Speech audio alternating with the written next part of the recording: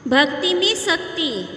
एक महिला रोटी बनाते बनाते ओम नमो भगवते वासुदेवाय नमः का जाप कर रही थी। अलग से पूजा का समय कहाँ निकाल पाती थी बेचारी।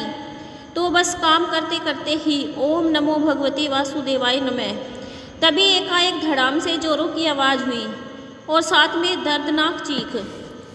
कलेजा धर से रह गया। जब आंगन में दौड़कर झांकी तो 8 साल का चुन्नू चित पड़ा था, खून से लथपथ। मन हुआ धाड़ मारकर रोए, परंतु घर में उसके अलावा कोई था नहीं। रोकर भी किसे बुलाती। फिर चिन्नू को संभालना भी तो था।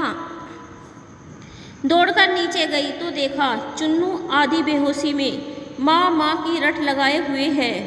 अंदर की ममता ने आंखों से निकालकर अपनी मौजूदगी का एहसास कराया।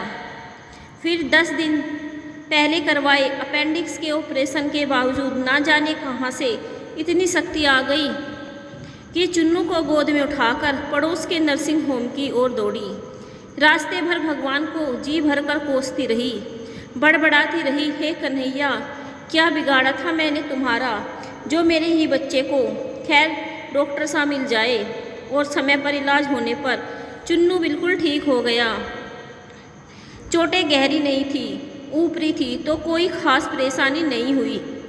रात को घर पर जब सब टीवी देख रहे थे तब उस औरत का मन बेचैन था, भगवान से विरक्ति होने लगी थी। एक माँ की ममता प्रभु सत्ता को चुनौती दे रही थी। उसके दिमाग में दिन की सारी घटना चलचित्र की तरह चलने लगी। कैसे चुन्नू आंगन में गिरा कि एकाएक उसकी आत्मा सिहर उठी। कल ही तो पुराने चापाकल का पाइप का टुकड़ा आंगन से हटाया है, ठीक उसी जगह था जहां चिंटू गिरा पड़ा था। अगर कल मिस्त्री ना आया होता तो। उसका हाथ अब अपने पेट की तरफ गया जहां टाँके अभी हरे ही थे ऑपरेशन के। आश्चर्य हुआ कि उसने 20-22 किलो की चुन्नू को उठाया कैसे वो आधा किलोमीटर तक दौड़ती हुई चली गई। फूल सा हल्का लग रहा था चुन्नू। वैसे तो वो कपड़ों की बाल्टी तक छत पर नहीं ले जा पाती थी। फिर उसे ख्याल आया कि डॉक्टर साहब तो 2 बजे तक ही रहते हैं और जब वो वहाँ पहुँची तो 3:30 बज रहे थे। उसके जाते ही तुरंत इलाज हुआ, मानो किसी ने उन्हें रोक रखा था। उसका सर प्रभु के चरणों में श्रद्धा से झुक गया। अब वो सारा खेल समझ चुकी थी। मन ही मन प्रभु से अपने शब्दों के लिए क्षमा मांगी।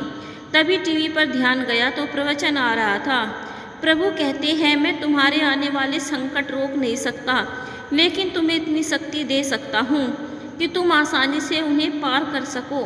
तुम्हारी राह आसान कर सकता हूँ, बस धर्म के मार्ग पे चलते रहो। उस औरत ने घर के मंदिर में झांक कर देखा, कन्हैया मुस्कुरा रहे थे।